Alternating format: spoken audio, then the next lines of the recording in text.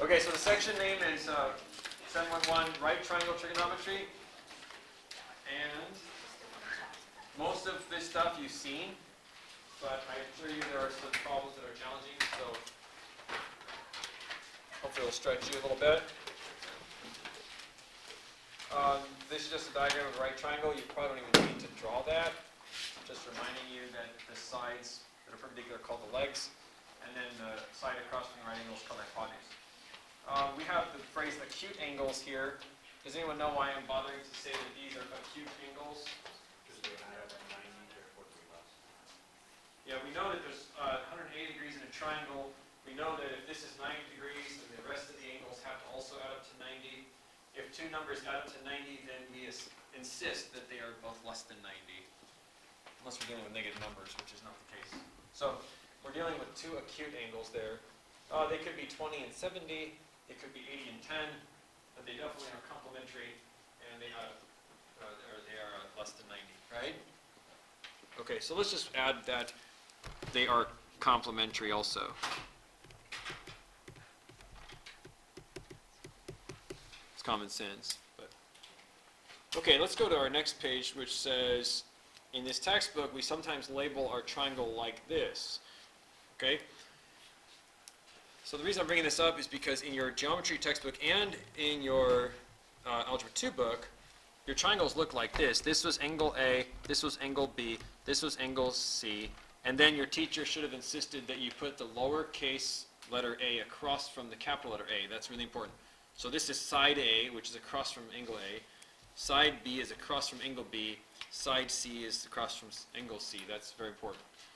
But in this textbook, we don't use the capital letter notation. We use the Greek letter notation. So instead of doing capital A in the corner, we put alpha on the angles of tension in that corner. So that represents your capital A, I suppose. And then your capital B is replaced with a beta. Okay? Now, does anyone know the third letter of the Greek alphabet? We have alpha, and then we have beta, and then what's next? Omega is actually the last letter in the alphabet. So alpha and omega would mean first and last in Greek. Gamma, yeah, who said gamma? Yes, gamma is the third letter, and it looks like this in its lowercase script form, something like that anyway, but it would be across from side C. I didn't bother putting it in my picture because, well, it's always 90 in this section. So, but tomorrow night, it won't be 90. It'll be something else, and we'll draw it at that time. So these drawings just have an alpha angle and a beta angle, sides A, B, C. Now, if you see the phrase, solve the triangle, okay, solve the triangle, that is not a friendly phrase, okay? It means that you have to find all three sides and all three angles for that triangle. It means figure out the whole thing.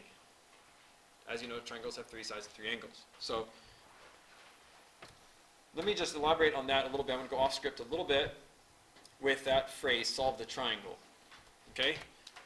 So do you guys remember in your geometry class, you were given these here, SSS, SAS, ASA, and AAS. Does these look familiar? Okay. Does anybody remember the purpose of these? Raise your hand. What was the whole point of studying this? These three were postulates. This one was actually a theorem. Someone tell me? What were we using them for?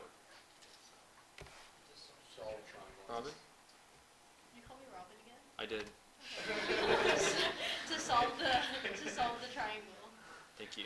I would have gotten the right name if we weren't so loud in here. Okay, to solve the triangle, okay, it's not quite right. We didn't use them to solve triangles back then because we didn't know trigonometry.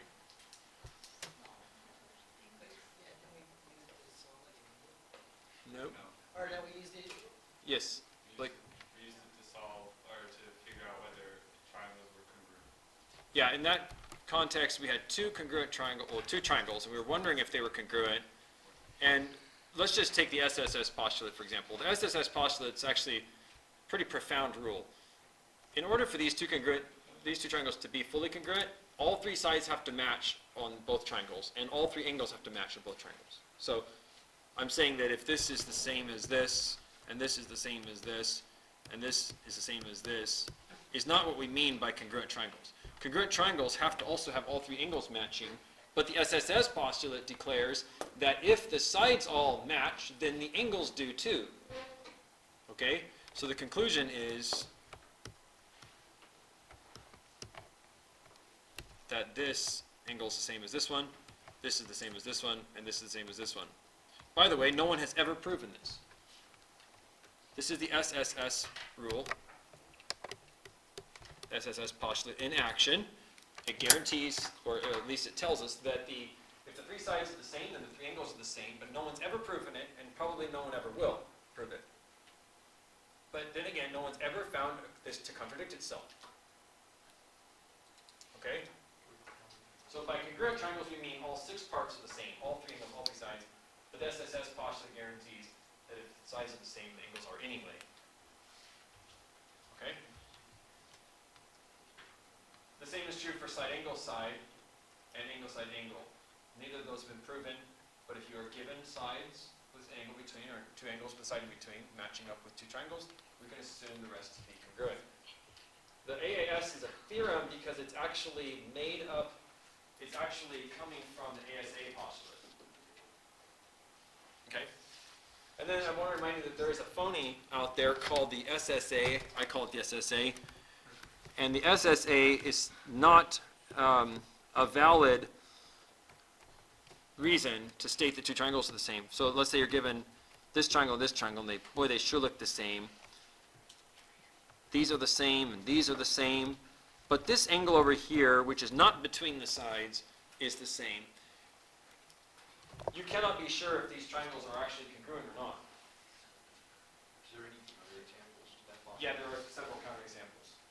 One is the right triangle. If that is a 90-degree angle, then we have what's called an HL theorem. These are guaranteed to be the same triangle. But in general, this is called SSA, and it is an imposter, and it doesn't actually prove congruence. Okay? So we really watch out for this case. And we will see this in this chapter. When we get to 7.2, when we solve triangles that are given in SSA form, we'll see that there are sometimes two answers to them. Okay. So just so you remember what those mean, to solve a triangle then is to be given three things and to find three things. That's typically what the problems look like. So we'll do an example in just a minute. All right? Okay, to solve the triangles, though, the tools you need are the following facts. SOHCAHTOA, which you probably don't even need to write down, right? You should know that by now. And other various things like Pythagorean Theorem, that's important, right? And the fact that A equals A and B add up to 90, that's important. And then there's two little facts down here that you may or may not know, and you may or may not need on every problem, but sometimes you need them. And those are that sine of alpha is always equal to cosine of beta, and tan of alpha is always equal to cotan of beta.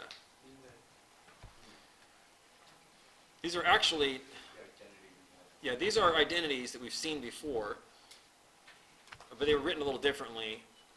They were like sine of alpha is cosine of 90 minus alpha. Okay? It was written a little differently at that time. But let me try to explain to you why these two are actually true. So let's say you're given a triangle like this, and in that triangle you had a 50-degree angle here and a 40-degree angle up here, right? And let's just say that the sides are A, B, and C. And someone asks you to write down the trig ratio for sine 50. So you write, okay, sine 50, let's see, that's going to be opposite over hypotenuse, so that's B over C. And then someone else asks you, okay, now I want you to write down cosine of 40. So he's like, okay, let's see here, cosine of 40. Let's see, that's adjacent over hypotenuse. Wait a minute, that's just B over C. Again, see? So sine of 50 and cosine of 40 seem to be the exact same thing. When you switch from angle A to angle B, you switch basically your opposite and your hypotenuse, your opposite and adjacent around, and cosine becomes sine. So this is a really important fact. And of course it works on even silly examples like sine of 1 degree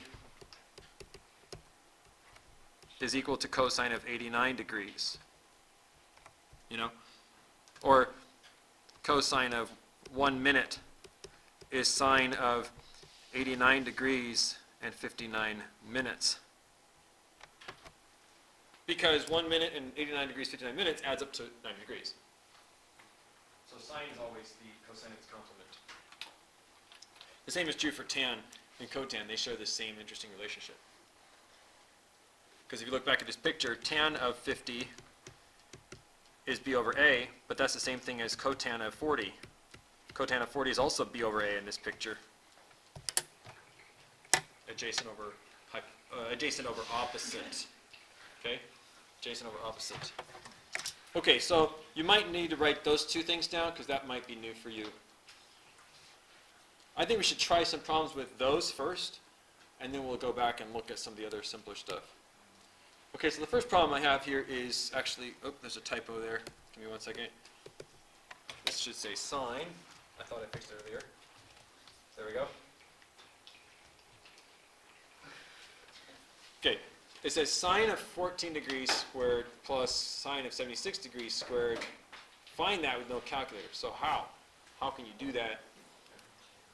So a couple things you might want to do. You might want to rewrite this as sine 14 quantity squared, because that's really what it means. Sine 76 quantity squared. What's confusing about this problem is the fact that there are two different angles, right? And neither of them are special angles.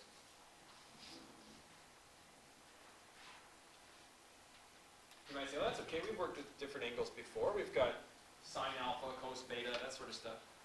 But this would be like sine alpha plus sine beta.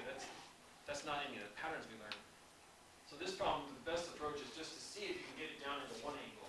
So we said just a minute ago that sine 14 should be the same as cosine of its complement, right? So what angle is complementary to 14? 76, right. So I'm just going to freely change this to a cos 76. See? There's no penalty for that. It's exactly the same number. And now we can see clearly that this is really just cos squared plus sine squared of 76. That's all it is. So what is the answer to this problem? 1 is correct. It's cosine squared plus sine squared theta. As long as the angles agree, doesn't matter what theta is. Okay, here's this next one, right? It says cotan of one angle is equal to tangent of a different angle. What angle? Well, the complement. But this is problem in radians, right? So you don't want to put in 90 minus pi over 12. Doesn't make any sense. What is the radian equivalent of 90? Pi over 2, right? Okay, so you would just write cotan of pi over 12 would be the same as tan of 90 minus pi over 12. And since we're doing radians, we'll call that pi over 2 minus pi over 12. So it looks like the angle here is 5 pi over 12 after all. So what would go here? 5 pi over 12. 5 pi over 12. Cotan of pi over 12, tangent of 5 pi over 12 are the same thing. If you're curious about the degrees on that, you could do this problem in degrees. It's basically saying cotan of 15 degrees equals tangent of what? That's what the question's really asking. And you'd say, oh, well, that's 75. And you're right. But the problem was written in radians, so let's switch it now to radians. Multiply by pi over 180 real quick. 5 pi over 12. Okay? If you like to work in degrees, there's the solution. Okay, the last one, of course, is the hardest of the three. I actually got this one out of the textbook. And it's just basically two different angles. You've got a secant, you've got a cosecant, you've got a tangent, you've got a cotangent. It's a mess. But I think we can change everything to 35 degrees if we wish. Pretty easily. Okay, so let's take a look at what this means. Doesn't this just mean 1 over sine 55? That's what cosecant 55 means, right? So what is another way to write sine 55 we've talked about just today? Cosine of 35, yes. Okay, so this is the same as 1 over cos 35. And what's another way to write 1 over cos 35? Secant 35, right? Okay, so basically this problem all of this right here is really just secant 35. That's all that was. I circled it in red. We'll replace it with sec 35. And as for this cotan 55 over here, that's just tan 35. So this problem actually has this look now. It looks like this. It just got very interesting. It's secant squared 35 minus tangent squared 35. I got it all down into one single angle there. And remember the old rule that secant squared is 1 plus tan squared. Well, then that means secant squared minus tan squared would just be 1. So this is actually just 1 because tan squared theta plus 1 is secant squared theta. So that means that sec squared minus tan squared would always give you 1.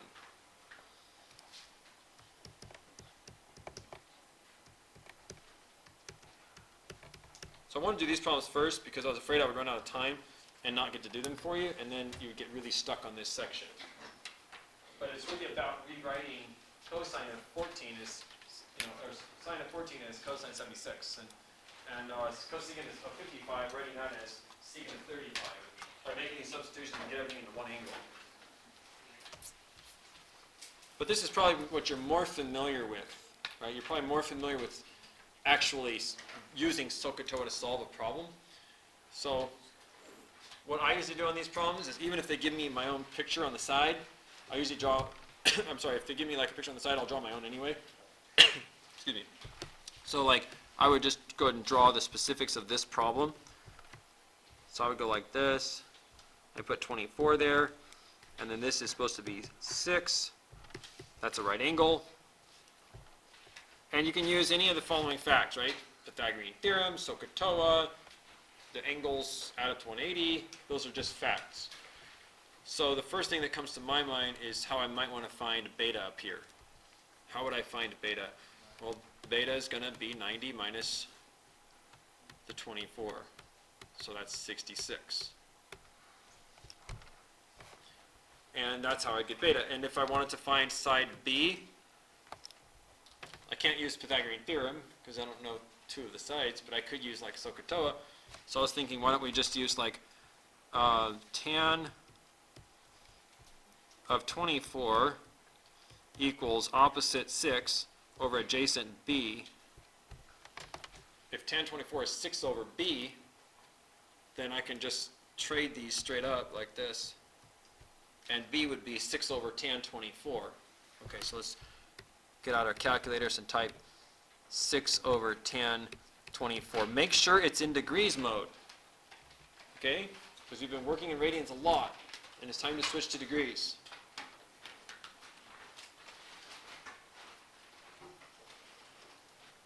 Mine's in radians. I'm fixing it right now. 6 divided by tan 24 is, I'm getting 13.476. So let's just round that to 13.48. And then to get the third side, you can just use like Pythagorean Theorem if you want, but just remember not to round too much. And I'm actually going to just use a sine ratio to get my C, which is up here. So I'm going to use sine 24 equals 6 over C, opposite over hypotenuse. And I'm just going to trade these straight up and type it this way, 6 over sine 24 to get the third side. 14.75.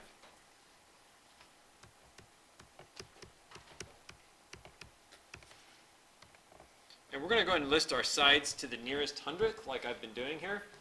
So just try to give me 2 digits after the decimal.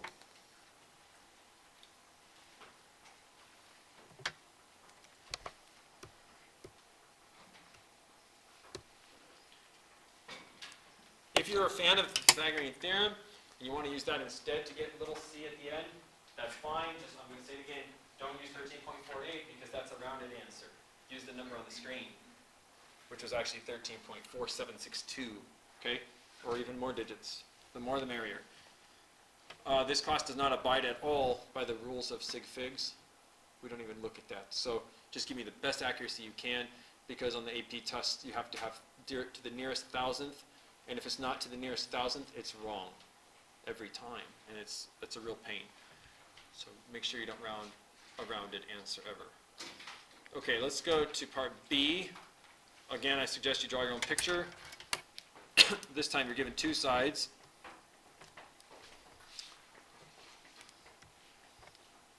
So here's your drawing.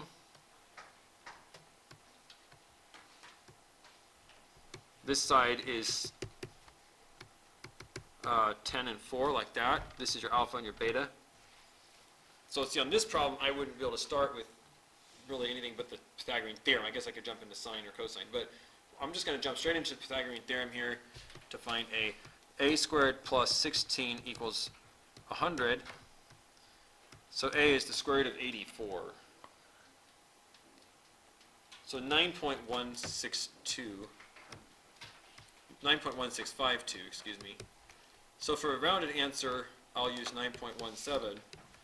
But as I use this number, if I use this number for my work, I'm going to keep it more accurate at 9.1652. To find my alpha, I might try something like sine alpha is a over 10. That's a true statement. Or I could use like cos alpha is 4 over 10. That's a true statement. You know what I mean? I'd rather use the one with one variable. So I'll use cos alpha equals 4 tenths. So I'm going to type inverse cosine of 4 tenths. Okay, so inverse cosine of 4 tenths is 66.4 degrees. And we'll use nearest tenth on our angles.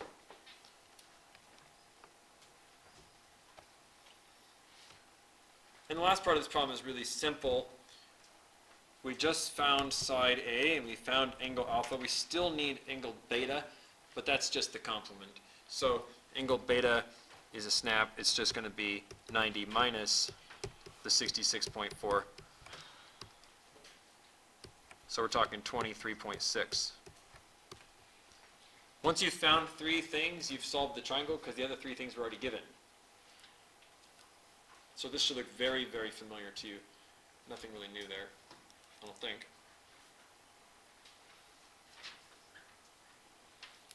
The triangle is solved. Okay, I want to look at some word problems because word problems are sort of where this all leads to. And there are a lot of right triangles in nature, so in architecture too, just stuff people build, lots of right triangles. Okay, so this first problem is written, I need to first explain angle of elevation and angle of depression. Just want to remind you that angle of elevation is when you're down below here. This is an eyeball. Okay? So if you're down below looking up, this is the hair.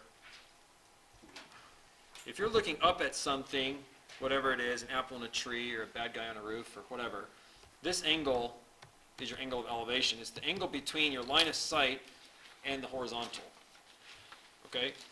Let's give him an ear. Okay, that's cool. So there he is, looking up.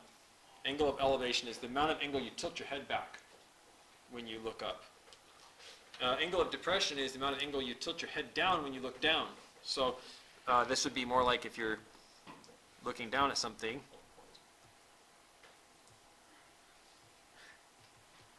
Eyeball there, nose. Let's give him a mouth. Turtleneck sweater. Okay, it's really ugly. Okay, he's looking down at something. Wow, he looks crooked. Let's make a nice straight line of sight here. Looking down. Okay, if you're looking down at something, the amount you tilt your head down from the horizontal to look down, that is your angle of depression. You should have seen these phrases before: angle of elevation, angle of depression.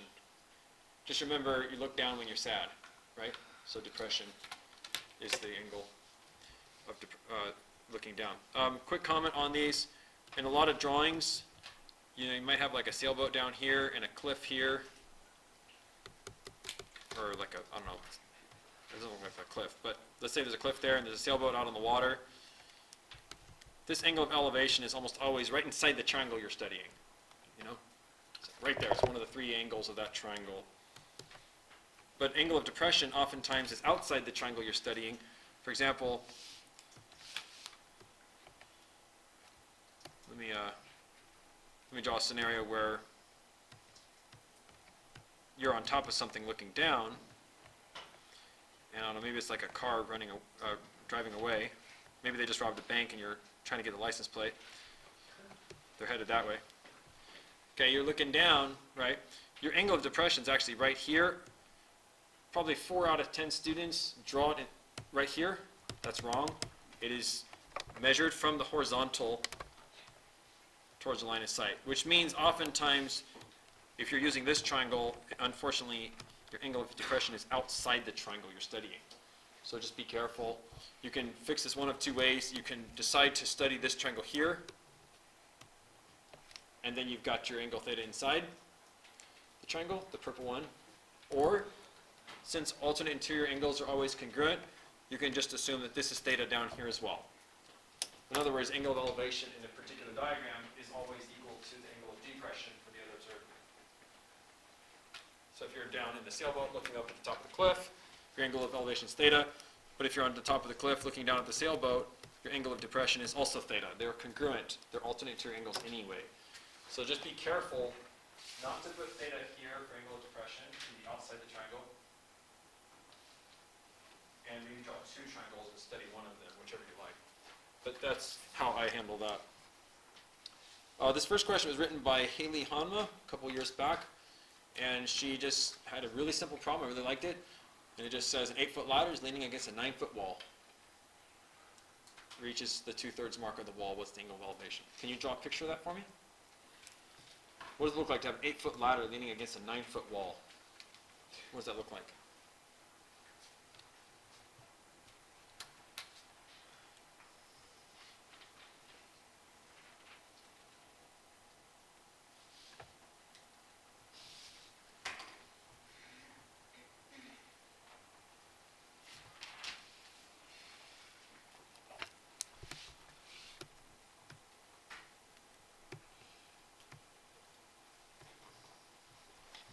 Okay, so obviously the height of the wall is 9 feet, but the ladder is not 9 feet long, it's only 8 feet long.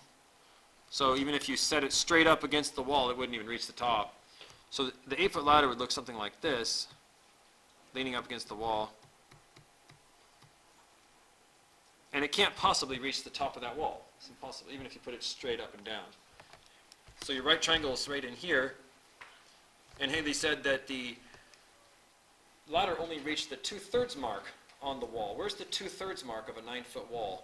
2/3 times 9, 6. Right, 6. So this is sort of what our triangle looks like. It's an hypotenuse 8, one of the legs is 6. This is sort of what it looks like. Okay? And she's asking, what is the angle of elevation? Where is that in the picture?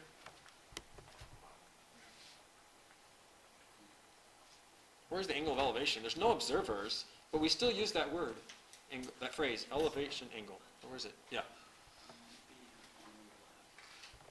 Yeah, it's actually this angle here, right? So your angle of elevation is, if you were at the bottom of the ladder looking up, what would be your angle of elevation? See? So it's a great question. It's real simple, actually, but I liked it. So you would just write maybe sine of theta equals 6/8. And then got your calculator to solve that. So let's do that real quick. What is sine inverse of 6/8? Remember, we're in degrees. Yeah, 48.6 degrees. You probably don't want to pull the ladder too much further from the wall. As soon as you hit 45 degrees, your ladder might start slipping there. So, all right, let's look at another one. This one's written by Kathleen Queen, one of my students from a few years ago, and it's about 2 squirrels staring at a golden nut on top of a 150-foot mound of nuts. So let's draw a picture. So we've got a 150-foot mound of nuts. That is a lot.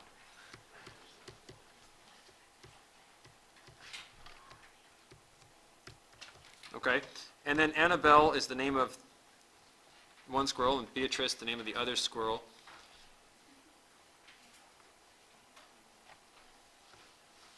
So Annabelle's maybe here, Beatrice is right here. I'm drawing this on the left because it said that the mound was to their east, so I'm assuming that east would be on the right and west would be on the left, see? So I'm just drawing the two squirrels to the left of the mound. They're looking eastward, see? At this nut at the top. We'll color it red. I don't have a gold marker. So actually, I think I do. Where's my gold? Right next to the Yeah, this one or this one? one. Top one? Let's do that. Bottom. Bottom. Okay, we'll do that. That's my best gold, or that one? No, I don't know. All right. There's a golden nut. Look at that, right down the top. So Annabelle's looking at it. Beatrice is looking at it. Okay. So the triangle for Annabelle would look like this.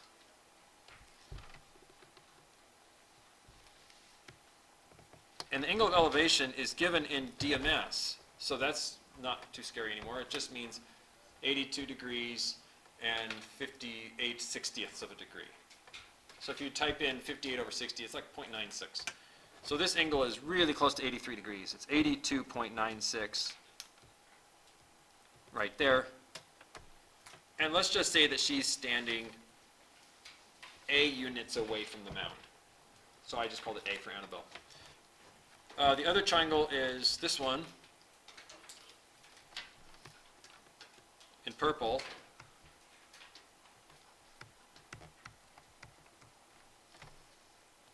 And the angle of elevation is less because Beatrice is further from the mound, so she doesn't have to lift her eyes as much to see the top.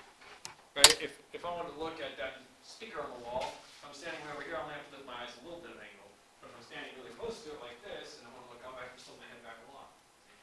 So Beatrice, you can tell from her angle of elevation, she's further away, and it also says that. So she's further out. This angle is 50/23. So maybe I could put that into decimals, right? What is 23/60ths? 50.38. That sounds familiar. Thank you. 50.38 degrees right there for that angle. Okay, in both cases, we do not care about the hypotenuse at all, right?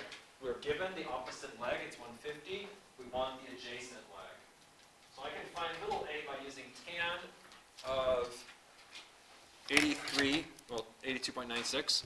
So basically, tan of 82.96 should equal 150 over A. And if you just do a straight trade and type this in, A is 150 over tan 82.96. What does that give me?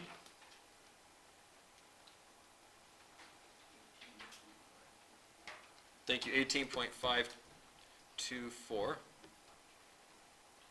Like that. Okay, and this is in feet. So it looks like Annabelle's standing, 18.5 feet from the mound.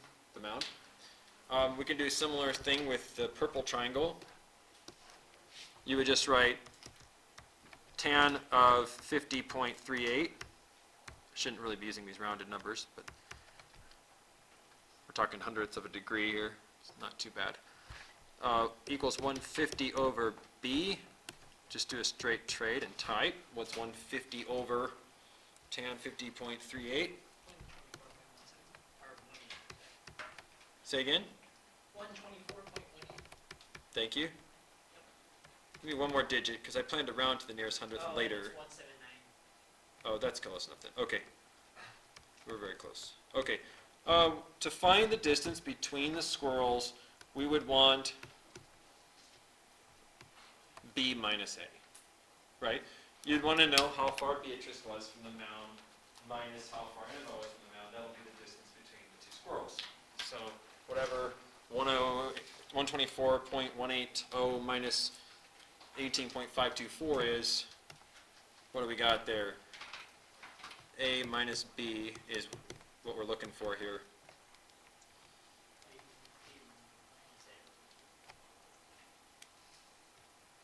What's 124.180 minus 18.524? b minus a is what I meant to write. Thank you. I think I said b minus a first time. Okay, there we go. What does that give us? Okay. Yeah, let's just go with 105.6 feet. So you can see one diagram can have multiple angles of elevation, right? For example, if there are two observers. Let's do one more like this, but it'll be a little bit harder to construct the like the question, to figure out what the question is. So it's basically just saying that there's two skydivers, they're both falling, okay? So I got some clip art here. It's just saying the helicopter is 0.6 miles from the line they're falling on. Okay, so let's talk about this phrase right here. It says, a helicopter is flying 0.6 miles from the line. What line? The vertical line that they're falling on, okay? They're falling on a vertical line toward the ground. Okay, so I think they're talking about this dotted line, right? This is the line that the skydivers are falling on. And the helicopter is 0.6 miles from that line. How do you draw that? A straight line to the closest point. You want to go perpendicular from the helicopter, you want to sketch a segment straight to the dotted line there. Perpendicular. So it's straight across like this. This is 0.6. The helicopter is not 6.6 miles from the people, it's 0.6 miles from the line they're falling on. See? Okay. I do not know what this distance is. Let's just call this x. And I don't know what this distance is. Let's call this y. But I am interested in the distance between these two skydivers, because it says find the distance between the skydivers. So I'm going to try to find x, I'm going to try to find y, and then I'll add them together. What we're given are angles of elevation and depression for the two skydivers. So it tells us that this is an angle of elevation 24 degrees, and this is an angle of depression 13 degrees. I don't know why it looks bigger, but oh well. So it's really important to get the drawing right. You can see that the pilot actually is flying between them because he has to look up to see the boy and down to see the girl. That's why one is an angle of elevation, the other is an angle of depression. Look up, look down. Okay, so I think tangent's still a good choice because the hypotenuse is not asked for and it's not given. So let's just jump into tangent right away. Yes? For the angle of elevation and angle of depression, how would you know that say the elevation, how would you know that it's like by the helicopter and not by the person where you like draw that horizontal line? Well, because it says the helicopter pilot notices. So it would be from like the helicopter's view?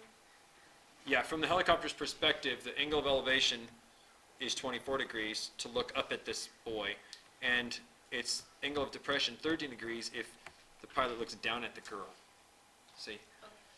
If you want to talk about the skydiver's observations, he's looking down at the helicopter at a 24-degree angle.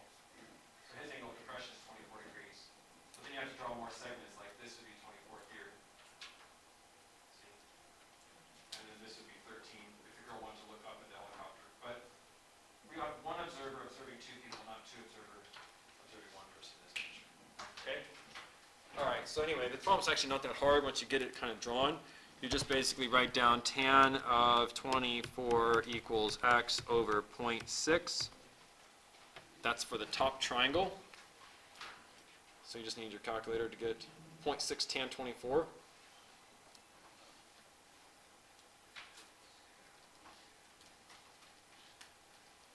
.6 tan 24. Okay, so x is 0.2671, and this is miles. So it doesn't sound like a lot, but that's, you know, in feet, for example, that would be,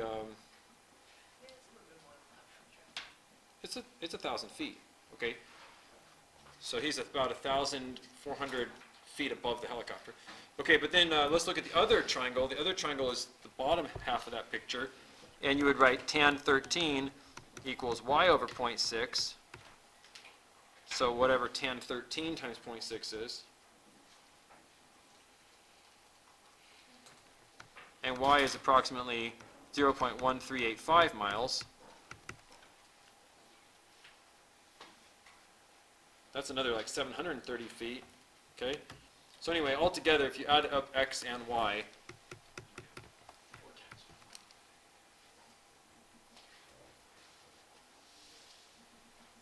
you'd be taking 0.1385 plus 0.2671. Yeah, so 0.4056 miles. And you know, how can you resist wondering how many feet that is? Let's multiply by 5,280.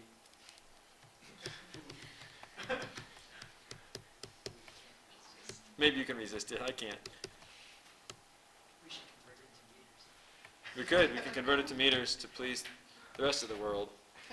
But America hasn't learned to do that yet anyway. So, 2,141.6 feet apart, the two skydivers. Think the helicopter might try to fly between them? That's what I'm wondering. Okay. Okay, the last problem is the least relevant for your homework assignment, but it is the most relevant for a calculus class.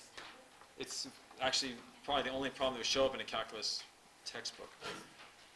And it's actually the example they had in the book, so I just borrowed it from them. I liked it. It's talking about some sheets of metal. They're 12 inches wide, so they're talking about this way. 12 inches, I'll label that right here. This is 12 inches. Made of sheet metal, and they're going to bend up the outer 4 inches. So this is 4 inches from here to here. They're going to bend up the outer 4 inches. And it's going to look like this picture when it's bent up, folded up like this. So the two flanges that are folding up, those are both going to be 4 inches long. So this is basically 4 here, and this is 4 here. See? And since this was a 12-inch piece of metal, this is also 4. 4, 4, and 4 makes 12. So it's kind of bent like that. In this picture, it looks like this. This is 4.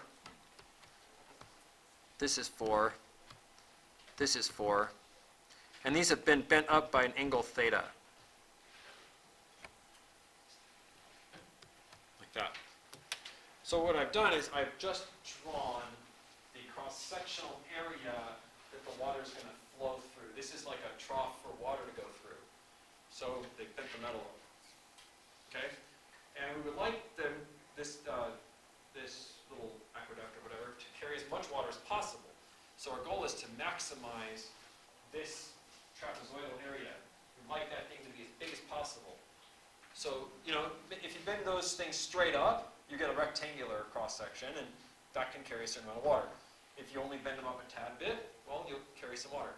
But there's an optimal angle, there's like a perfect angle where if you raise up the flanges by a certain angle, you'll get the most water flow through that trough, and therefore the least amount of overflow and, you know, flooding and all that. So pretty important to an engineer to know what that angle is. So how would you do it? Well, you try to write down the area of that green trapezoid, and you try to figure out what angle makes it the biggest. So I'm going to try to write down the area of that trapezoid. So how am I going to do that? Well, trapezoids are made up basically of two right triangles.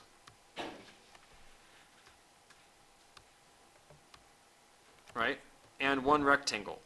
That's sort of what a trapezoid is.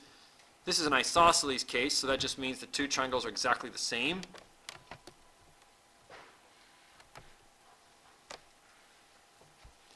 So I'm just going to redraw right here. This is 4. This is 4. This is 4. Now these two thetas are not the only two thetas in the picture. Can you find the other two? There's two more angles in the trapezoid that I can call theta. See if you can find them real quick. See if you can find them. Where else are there angle thetas in this picture? Pretty important. I got these thetas outside the trapezoid, but they show up inside the trapezoid also. Can you find them? Jack? That's the opposite interior, like the two top corners. Yeah, the alternate interiors, right here and right here. These are also theta. So now we're inside the trapezoid. Okay, so this is theta here, and this is theta here. Did anyone else have that? Okay. I'm kind of done with the pictures up above. I want to focus just on this one. The problem with this trapezoid is I can't find its area if I don't know how tall it is. You can't find the area of a trapezoid without the height. So I'm just going to have to start using variables. I'm going to call this x and this y. I don't really have a choice. And this, of course, is y and x as well. And what I'm going to do is I'm going to write down the area of this thing even before I get it all figured out. I'm just going to write it down. So I know that the area of that trapezoid is going to be basically 1/2 times x times y plus 1/2 times x times y. That's the area of this little triangle and this little triangle. Okay? Plus, and then I need the area of that rectangle in the middle. So what's the area of that rectangle in the middle? 4y. That's the rectangular region. And what's 1/2 xy plus 1/2 xy? xy, right? So we're getting there. So these two combine into just xy plus 4y, okay? But the problem says to find the area as a function of theta. That means we're not allowed to have x in the answer, and we're not allowed to have y in the answer.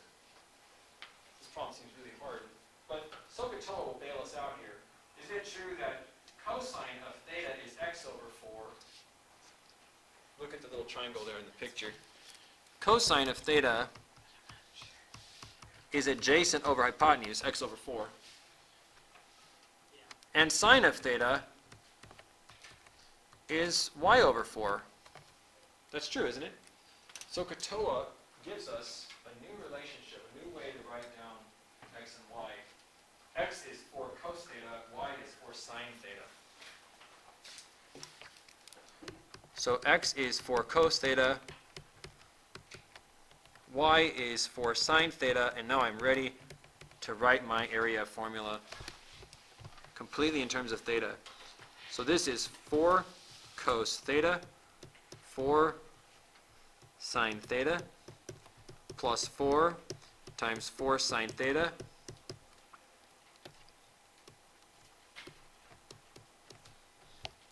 in other words, the area in terms of theta only is 16 cos theta sine theta plus 16 sine theta.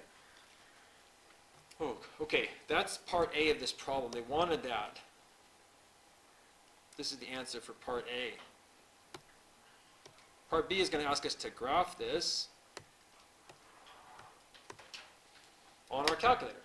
Okay, the rest is easy. We're going to graph it on our calculator and try to understand the picture we look at. So part B is asking us to graph the area as a function of theta. So you're going to have to turn on your calculator and type y1 equals 16 cos, and we don't have a theta button, so we'll just use our x button. Make sure you close the parentheses on that x. Sine theta, we'll type that as sine x, plus 16 sine x. And once you get this on the screen, you probably won't even see anything, because I've got my graph up right here. I mean, it looks great, you know. But then again, I already did all the zooming that I needed to get this window. Here's what you're going to see when you type it.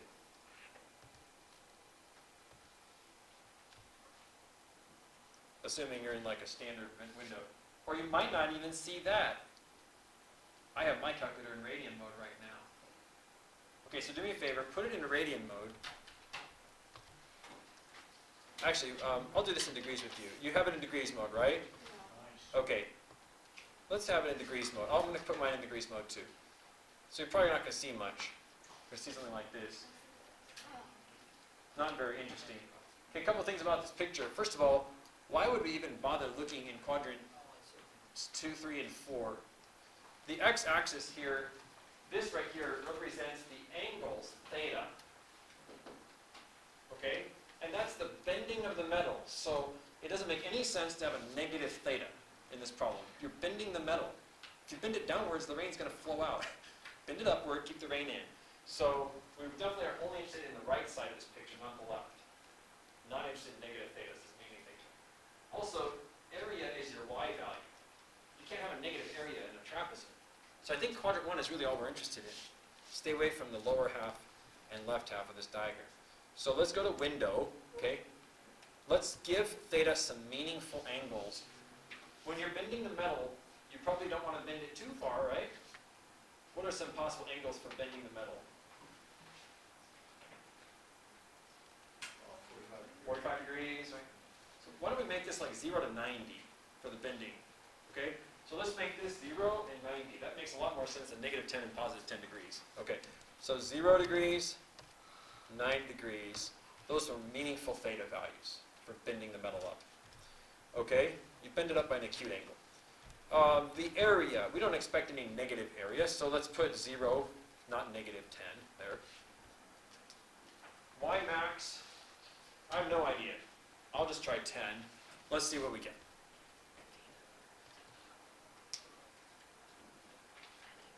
Okay, it went off the screen. I kind of wish I had made my Y max a little bigger so I could see the top of this graph. It's actually coming back down here. Give it a second. Oh, it never made it back down. That's okay. I'm going to give myself a little more Y max. Why don't we try 30?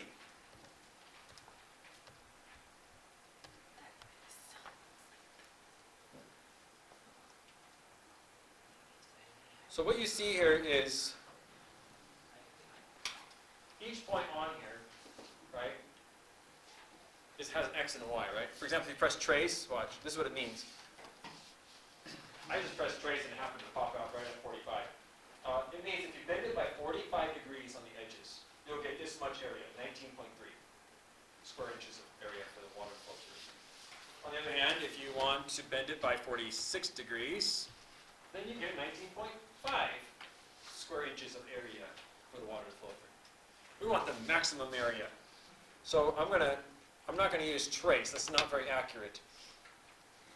Let's use our maximum feature. Press second calc. Everybody got that screen? Go to maximum. Enter. And we're trying to find this top point. So position your cursor to the left of it. Press enter. So maybe like right to the left of the point there. Press enter. Then go over to the right of that point and press enter. And then see if you can put your cursor right on the point as best you can. I press enter. The calculator says 60 degrees, right on the money. Look at that. 60 degrees, so we get an area of 20.8 square inches. Okay, so our conclusion is, in part C, if theta equals 60 degrees, the area is 22.8 square inches of water flow area, which is the maximum.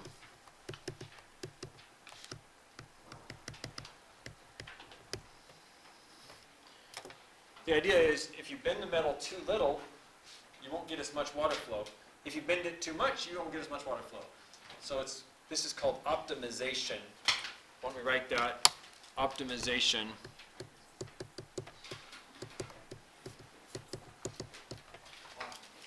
And this thing is called a primary, right here, this is called a primary equation.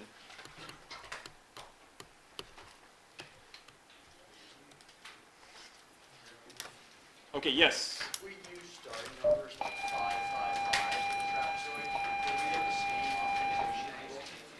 That's a good question. I believe it would be the same. But, you know, I would have to think about that for a little bit. I think it would be the same. Interesting. It has to be 60 degrees. Yeah.